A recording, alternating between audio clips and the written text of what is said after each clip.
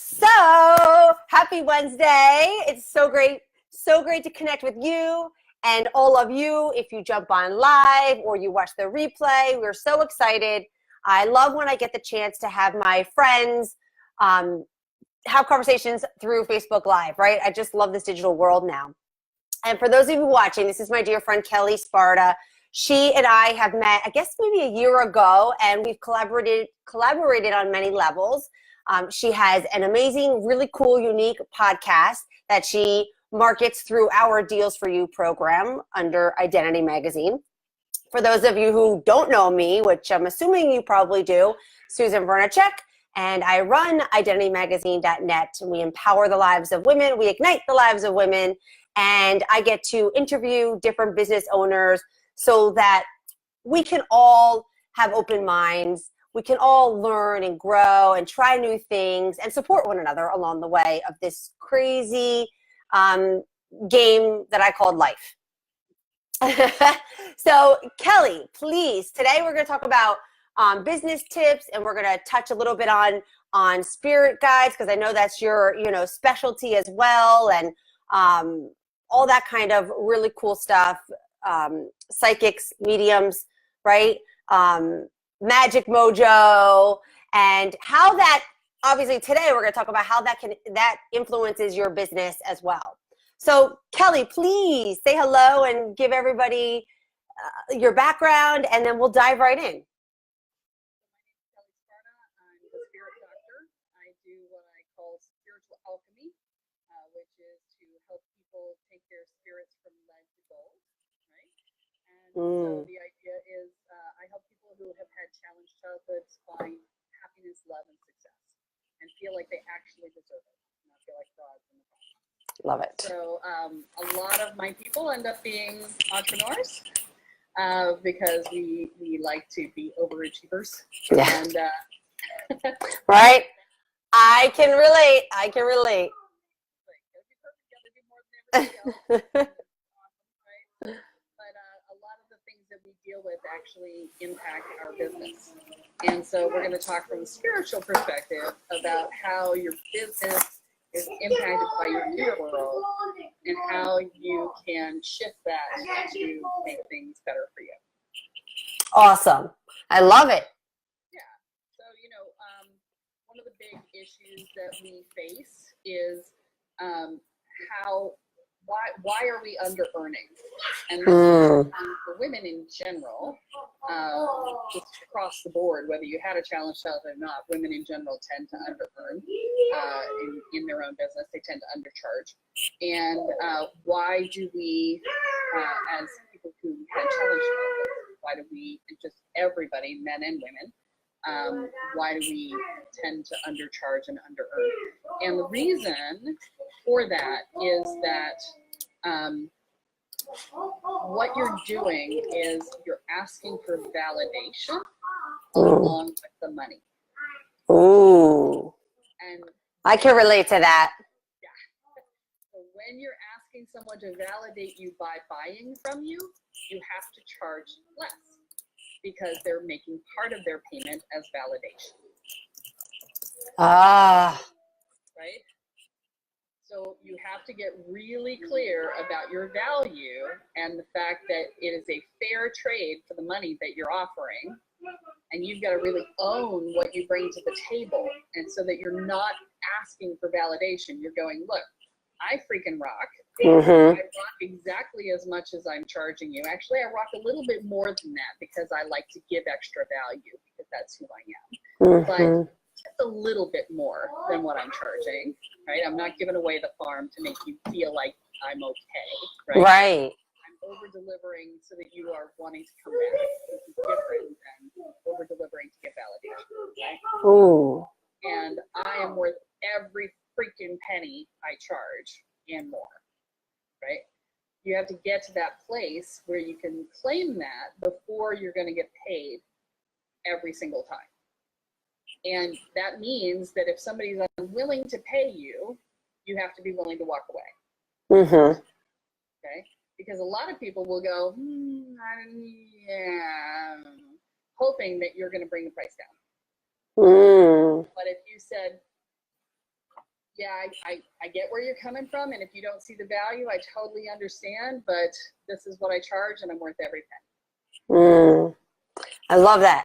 Right? So powerful. Yeah, powerful statement. And then they go, oh, she believes it. Maybe I should believe it too, right? Yeah, it does definitely go back to those self-limiting beliefs. And, I do a lot of the mindset work, and I do a lot of this, like, inner conversations about, well, what do I believe? Like, I know that I'm valuable, and, always have these inner chats going on. And I've heard other podcasts talk about this. And I like how you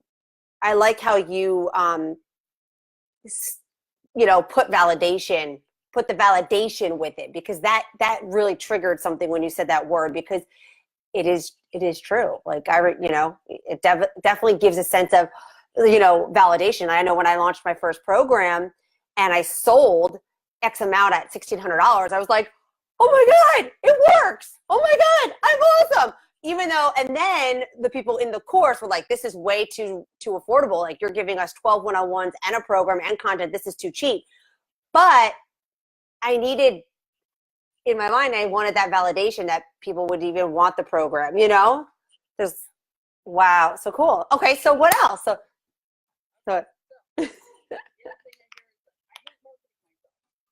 mm-hmm. That's like the big one. I hate marketing myself, and that's backwards. Okay, so that again it's a validation issue, right? Because you're going, oh, people have to like me to buy from me, and I don't know if they like me, and what if they don't like me, and what if they reject me, and right? Okay, so that's backwards. Okay.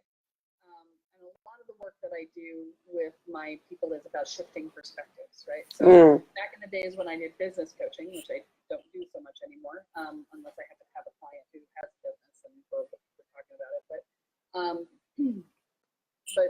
it's backwards, right? Because you're looking at it going, I'm trying to get somebody to do something for me. And that's backwards. You're trying to find the people who need you to do something for them. Right? They have a need, they have a question to which you have the answer. And if you think about every time you've ever been in need and someone presented you with the answer, and you could stop looking and stop stressing and stop freaking out about it, and it was just there in front of you, you're like, oh, thank God, where have you been? Yeah. Yes. Right? So your marketing isn't about trying to get somebody to do something. It's about finding the people who have the need that you can fill so that they can say, oh, thank God. Right. Right? So your sales conversations aren't sales conversations. They're clarity conversations. The clarity question is, do I need you or do I not need you? Right? And if the answer is, do I need you, then it's like, okay, let's do it. Right. Need me. I'm the answer to your question. Let me help you. Right? And then they go, oh, yeah. And then if they balk at the price or whatever, then you're in it together to try and figure out how to make it work. Right? Can I help you think about ways to make some extra money? Go for it. Right? That's what. Okay. Right? Interesting. So shift your perspective. It's not about selling. Yeah. It's conversations, engaging, supporting. What I've learned is, and what I find that feels good is when I connect with somebody or somebody comes with me for help, is I'm invested in that conversation and I give them all that I can give them. And then if they need me, I tell them what it is. And if they can afford it, they can afford it. If not, then they can come back to me when they're ready, whenever they're ready. And like you said, I try to let it go. Okay. You say, I give them all that I can give them. Mm-hmm. I used to do that. And all that I can give somebody 6 months worth of work. Yes. Yes. And then they don't hire me. Mm-hmm. Right? I don't think I could give them all of my stuff in that short of time, but yeah. So I used to talk myself out of business all the time by Hmm. And it's validation. Yeah. Yeah. You're better off to, there's a process of change. And this is one of the things that I teach my students is there's a process of change that people go through. The very first step in the process of change is awareness. Mm-hmm. Right? I am aware that I'm unhappy. Mm-hmm. Right? I'm aware that something's wrong. I may not know what something is wrong. I just know something's wrong. Mm-hmm. Right? So from awareness that something is wrong, you go into, well, what's wrong? Right? What needs to be fixed? Right? And that process of clarifying what needs to be fixed is a step unto itself. Right? So the person knows something's not working right, but they don't know what. I'm not sure, especially my people, because they're like, well, I've got anxiety and I'm perfectionistic and I overwork and they don't know that these things are all related, right? Mm-hmm. So part of the process is educating that all these things are related. Mm. Saying there is a single solution to all of these problems, right? Mm. And that is the part of the process that you should be doing if you are interrelating with people. Mm. If you're in a conversation with somebody, trying to talk them into having a consultation with you, that is part of the process. Is here, I'll give you 2 or 3 things that I think are probably going on with you based on what you've said, and you tell me if that's true. Mm. And if you can identify for them those things that are true for them, they go, oh, you agree with me. Mm-hmm. And now they'll schedule the appointment, the initial consult, right? The initial consult should be, here's the things that are going wrong with whatever it is. Here's the things that I need help with. And you're laying them out and you're clarifying them. You're asking questions that connect them together, but it's all about clarifying the problem. Not solving it, clarifying it. Got it. I think that that's not a service. That's a massive service. Yeah, that's like the root. Well, yeah, there's a process in change called crystallization of discontent. Okay. If you do not crystallize the discontent with the existing process, then there is no energy to move the change forward. And so your initial consultation should be the crystallization of discontent. Tell me everything that's wrong and all the ways in which it's impacting you. How is it impacting your business? How is it impacting if you have employees? How is it impacting them, your vendors, your health, your life, your spouse, your kids, whatever. Let me help you crystallize your discontent, because until they can do that, they will have no energy to move forward. Okay? So if you think about it, if you're getting ready to move, right? You start looking at your existing house and going, I'll be really happy to get a big kitchen, and I'll be really happy to not be living with a bunch of other people in a complex and to just have a house by myself, and I can get my hot tub or my fire pit or whatever it is that you want, right? And you start really getting unhappy with where you are. That's a natural process of separation. And the reason for that is it's the crystallization of discontent. It's all these things that have bugged you, but you never think about them all at the same time. Right. Right? Now you're thinking about them all at once to give yourself the momentum to move. Ooh. Same process. Okay. Okay? Got it. Interesting. So I have a little guy. Yeah. You got to give me 5 minutes. We're on a live video. Please. Sorry, guys. This little guy got the bug 2 days in a row. I'll be done in a little bit. And then you 10 minutes. Go.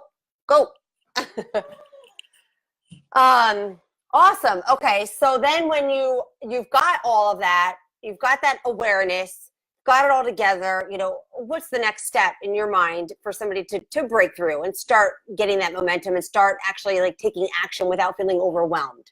Right. So once you get someone to that place, and I just realized I didn't turn my phone off, so I'm doing that really quick because I feel somebody's going to call me. And I'm like, somebody's calling me right now. I got to turn it off. So once someone is crystallized in their discontent in that initial discovery conversation with you, then you can present the solution for them, because now they are primed primed and ready to make the shift. Yeah. Right? That's the idea. But you have to get them to that point where they really see everything that's happening. So when you present the solution, then they're like, yes, I want the solution. Please. Yes. Right? Yeah. It's like they're ready. Enough is enough. They're ready. They've accepted that they're ready. They're aware. Boom. I've been there. I felt that. I've experienced it many times in my life, over and over and over again. Awesome. The next thing I want to mention is why getting known is a problem. So this one's a funky one. It's sort of, and it happens a lot with spiritual teachers and people who do sort of psychic spiritual work. So it may apply to you, it may not. I gotta tag my friend in this.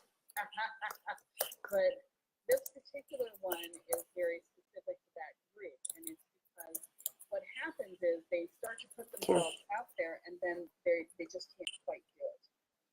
So I had a friend of mine who is a tantra instructor, spiritual sexuality, right? Okay. And she was struggling. She'd been working on her website and working on her website and working on her website, and she'd gotten it down to the point where she could not justify not publishing it anymore.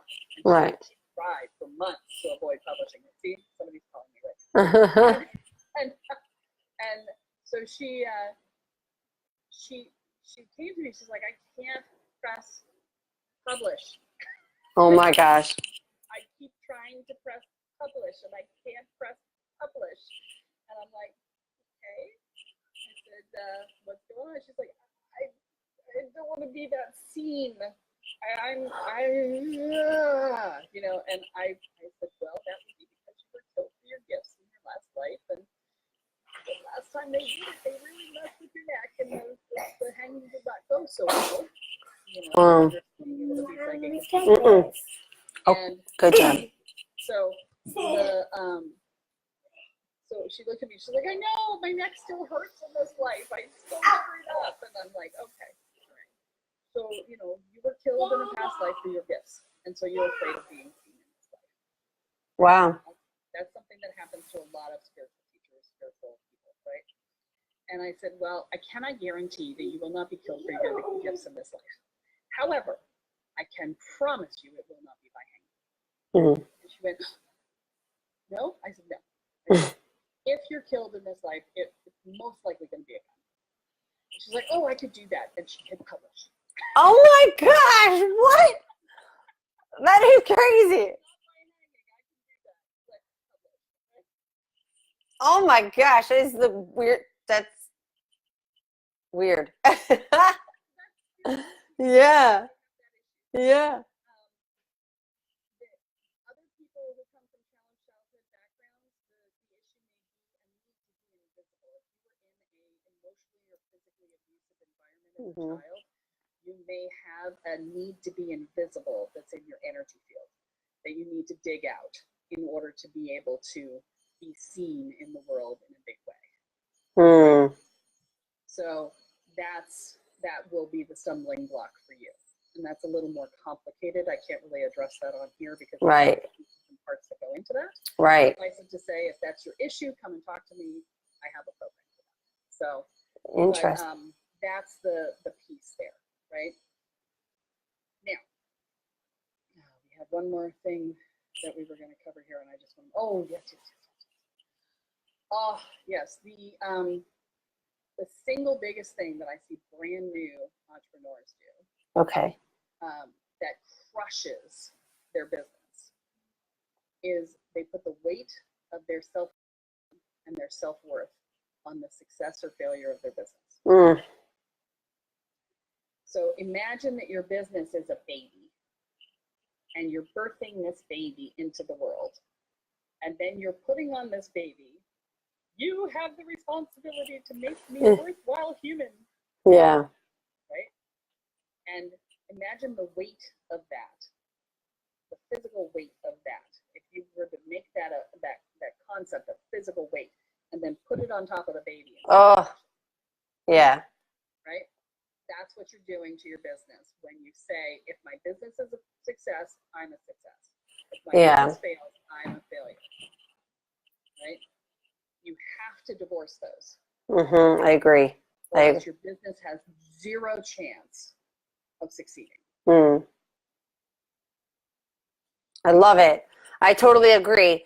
One thing that I would love to share with you as experience for me that I continue to work on, I notice, I'm aware that when my business earns a significant amount of income,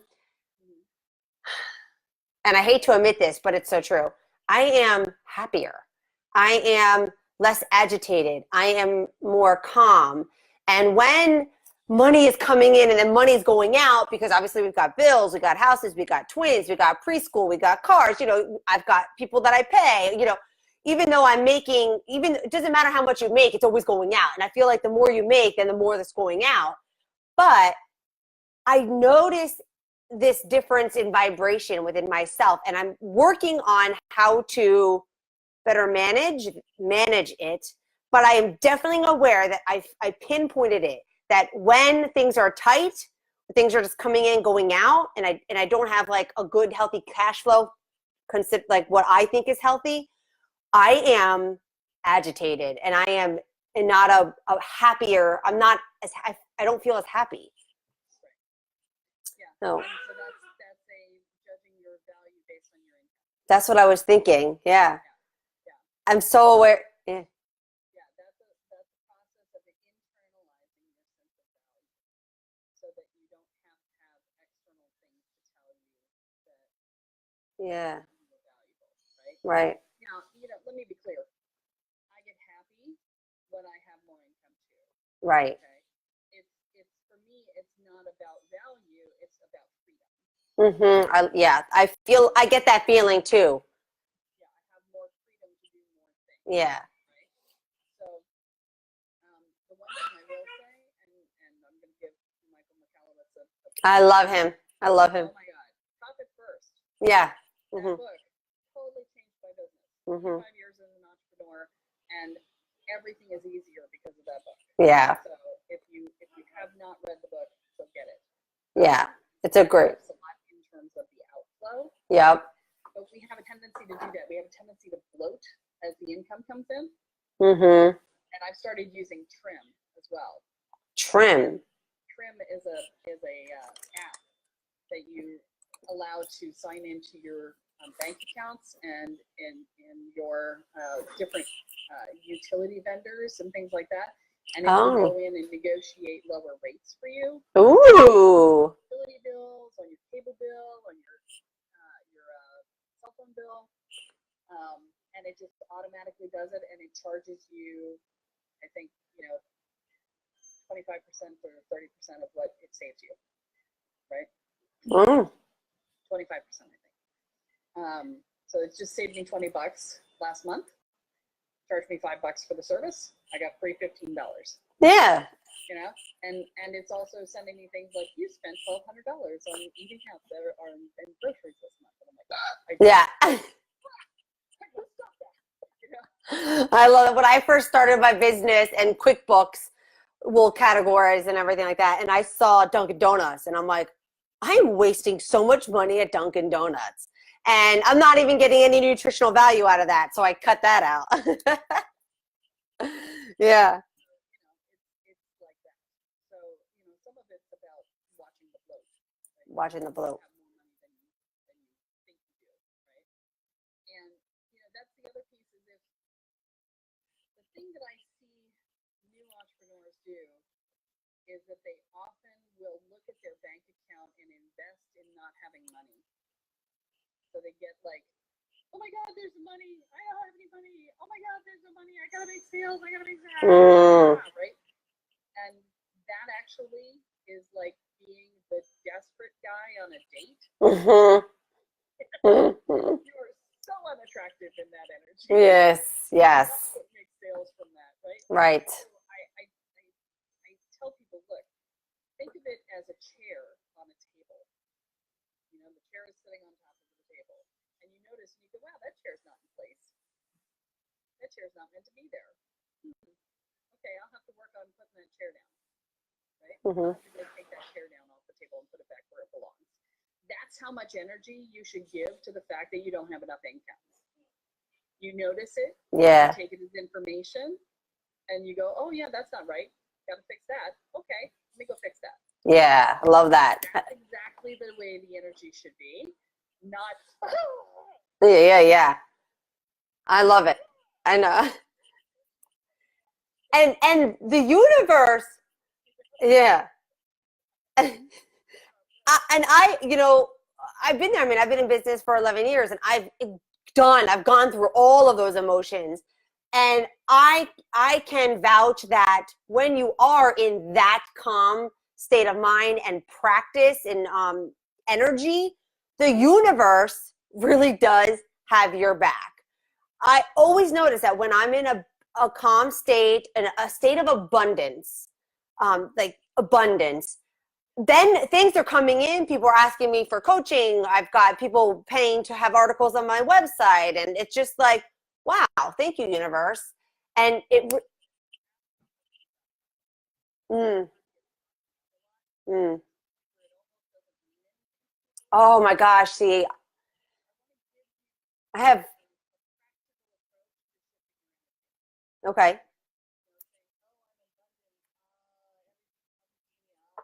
Oh no.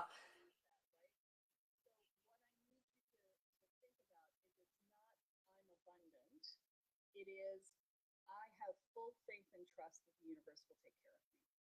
Yeah, I'm there. That's what yes. It's very much about trusting the universe. Yes. And if you're having a problem with that, because sometimes people have a problem with that because the universe is the ultimate parent, and if your parent sucks at taking care of you, then having that faith in the universe can be its own challenge. Yeah, especially if somebody's hitting obstacle after obstacle after obstacle. Where do they get that hope to? Yeah. So if that's an issue for you, then that's an issue of working on your trust in the universe, which is also working on your trust in yourself. Because as above, so below, as below, so above, right? So if you are untrustworthy to yourself, you make promises you don't keep to yourself. You keep all your promises to everybody else, but you break your promises to yourself all the time. Or if you just don't keep your word in general, if you know that about yourself, then that is going to damage your ability to feel trustworthy, to feel trust in the universe as well. So working on your personal integrity, both internally and externally, is helpful for working on your trust with the universe piece, right? Love it. There's other pieces and parts that are, again, too much to go into here. Right. But, that's again part of the whole process, right? Awesome. Now, do you talk about all this stuff in your podcast, or do you tie it all in? Yeah, my podcast is all about the energetics. Okay. It's called Spirit Sherpa, and it's the beginner's guide to energy magic in the spirit world, which that is, we talk about everything from crystals to altars to magic to spiritual alchemy to angels and demons and whatever else there is out there. Right. There's literally, we've got like 45 episodes of. Wow. And the funny part is that I keep getting these emails from people going, oh my God, I don't know how I found your podcast, but once I found it, I just downloaded, I've been binging it. I've listened to every episode like twice. And I'm like, cool. That's awesome. That's awesome. Yeah, so if you're into that stuff, yeah. I really appreciate it. So, the work that I do is really two-pronged. I do sort of the mental, emotional piece, but I also do the energetic piece. Love that. The mental, emotional piece is only one element, right? I work with people a lot on the integration of mental, emotional, and spiritual energetic. Love that word, integration. Yeah. So, if you're only addressing it from one angle, you're probably going to falter, especially because ultimately what I'm doing is I'm unwinding childhood PTSD, right? Hold on. It's become identified in your, it's like the PTSD has become what you think your personality is. I've never heard that statement, and it's so awesome because it's so true. Like, we all have a childhood. We all have, shit that happened during our childhood.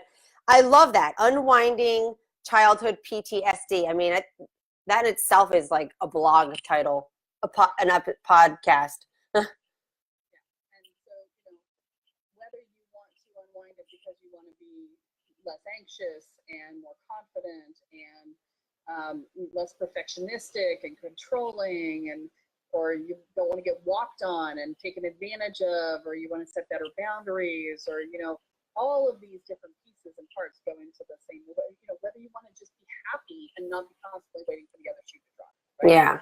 All of those things are part of the exact same thing. And so whether it's that, or whether you are really into sort of the magic and the energy and the spiritual world stuff, and you want to be more effective at it, because what I do, the first year of my program is all about solidifying the identity container.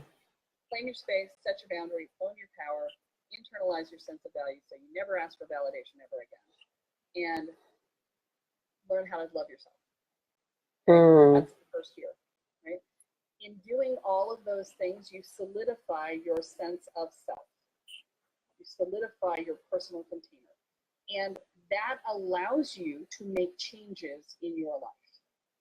Until you can do that, you'll decide, oh, I want to make a change, and then you'll try to crystallize that discontent and get yourself all riled up, but you've got so many cracks and holes in your identity that all the energy just sort of seeps out. And it just seeps away, and you go, I really want to do this, and then by the time you do it, you're like, I don't know, maybe later. I feel like so many people can relate to that. Yeah, that's because your identity isn't solid. Right? When your identity is solid, you go, I want to do this, and boom, you go do it. That's because your identity is solid, and you're clear in your decision making, and your other people's ink doesn't impact because it's not making you. And then when you're solid in that way, if you want to do magic or manifestation, then because you're solid, you can go forward. You can make an intent and make it come into fruition. So it also makes you more magical. And so the two together are amazing, right? And I love it. from that place, you can also unwind all the things that trigger you, right? So, and you'll know if it's a button. if I said, Susan, you're so purple.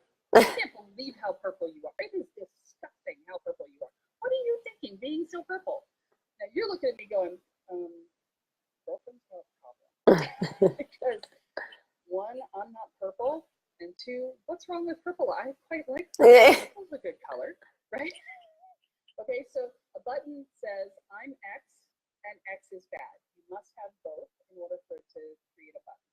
Oh, okay. Because you don't have a button that says I'm purple and purple is bad, when I said that to you, you're going, what? But if I had replaced the word purple with that ugly, lazy, stupid, crazy, whatever happened to your button, you'd be like, right? Yeah. Right? Oh my God. My button is stupid, because that goes back to my childhood of being placed in special education in third grade and me having to work my way out. So when somebody says, nobody ever really says, no, I've never heard anybody call me stupid, but when somebody says you're so smart, it's such a good button. Like, but that it's like, wow. But yeah. Yeah. Even if it's a positive, Yeah. they own you. Yeah. Whereas if they looked at you and said you're stupid, they would own you there too. Yeah. Right? It's whenever somebody can press your button and watch you spin, either positively or negatively, they own you. And they get to run you. Ugh, that seems so ugh. Right. Which is why you want to unwind the button and uninstall. So then how do you have that relationship, or how do you have that that interaction with people without? Well, what you have to recognize is that they aren't actually hurting you. they're saying, hey, did you know there's a button there? You've got a button here. This Okay, and it's more for, serving you very well, and you really might want to think about uninstalling that button. You have to own that it's your button. mm-hmm, Admit it if you didn't have it installed. right. Right? Now, it may be installed from your parents. Your parents may have installed it, or your environment for you in third grade. Mm-hmm, But you are leaving it there, yeah, right? And so it's now your responsibility to let it go. for having it. It was what it was. Yeah. It's your responsibility to unwind it. But those buttons don't do well at going away if you haven't solidified your sense of self first. Mm, That's where you have, because those things, internal buttons, are more work than doing something externally. They require a more solid container and more crystallization of the discontent and more holding of the energy and creating a focus. And so the solidification process is what allows you to do the unwinding of the buttons. You pull the power out of them initially and then you uninstall them. awesome. Wow. It's cool. It is really cool. Really cool. Awesome. And then that is where inner peace comes from. People Yeah. ask me all the time, how do you find inner peace? I'm like, that's how. Mm-hmm. Solidify your inner container, and then you uninstall your buttons. And you would agree that there is really no final destination, right? Like it's always going to be worked on. It's always got to be tweaked, and the new buttons are going to form, and all that kind of, right? I mean, it's always as dynamic. New buttons don't form once you start the process of uninstalling. Okay. However, I will say that you are absolutely correct in that goal setting in this model is a really bad idea. Mm. And this is where a lot of my people have a hard time. I say, look, the sooner you can let go of the goal, the faster you're going to move in the process. Right. Because What's that? when you're goal setting, you're somewhere else. Mm-hmm. You're in the future. And the only way to do this work is to be present right here and now. And so long as you're trying to be somewhere you're not here anymore. Can't you have both? Like know where you're aiming to go, but then mommy's working right now. Give me 2 more minutes. I'm almost done, buddy.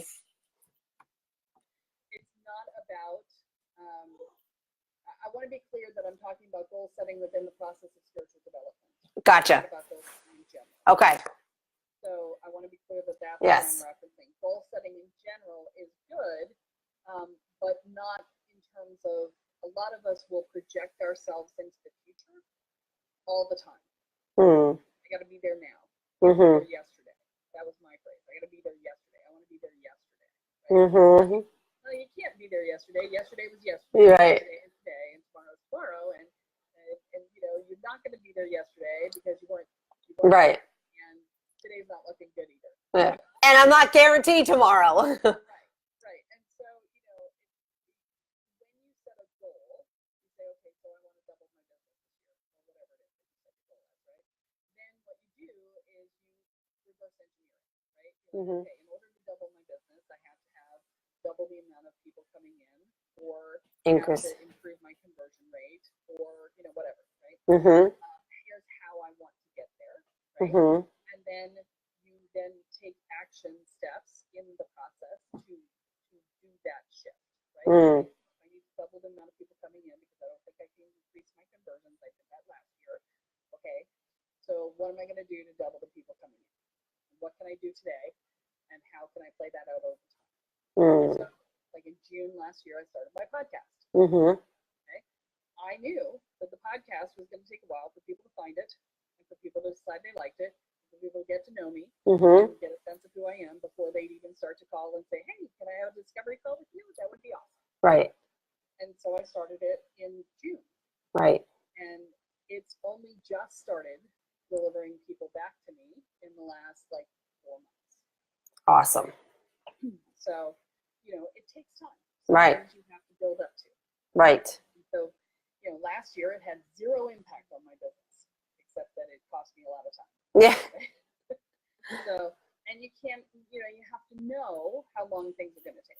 Right. Right. You can't expect your podcast to deliver things immediately when 2 people are listening. Right. Right.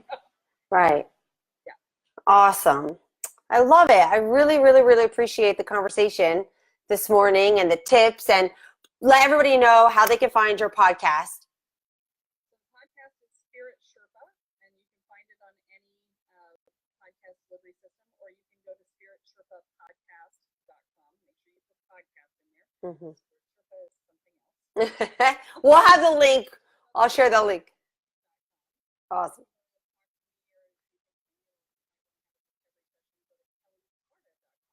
Okay. Yeah. E. Go to kellysparta.com, and in the banner at the very top with all my pictures on it, there's a book of discovery called That's Free. Awesome. We'll crystallize your discontent. We'll talk to you. And, you know, I have to be honest, I don't actually, my goal is not to make sure that I convert everybody. My goal is to make sure that everybody gets free. And so, you know, I've had calls where I was like, you don't need me, but I'm going to refer you over here to these people because they give a fit for you. Or you don't need me, you just need to do X, Y, and Z, and you're finished and you're done. Right. So I'm happy to have those calls, as well as to have the calls where somebody might actually need my services if I'm, you know, I'd like to be of service. Awesome. So don't think it's a sales pitch. It's not. Right. It's literally just helping you get clear on what you need. So awesome. I love it. I love it. And we'll make sure that we have the links within the event of this group, in the emails, within the article on Jenny Magazine. We'll share all that and make sure that people can get back to you. Kelly, thank you. this was awesome. It was, I heard a lot of new phrases and keywords that really tugged and triggered and resonated. So I appreciate your time, and this was a blast. All right. And if any of you catch the replay, don't hesitate to leave comments on the Facebook page or within the event. If you have any questions, you can, you know, reach out to Kelly, or if you need her information, you can reach out to me. But thank you all for watching, and stay connected and have a beautiful day.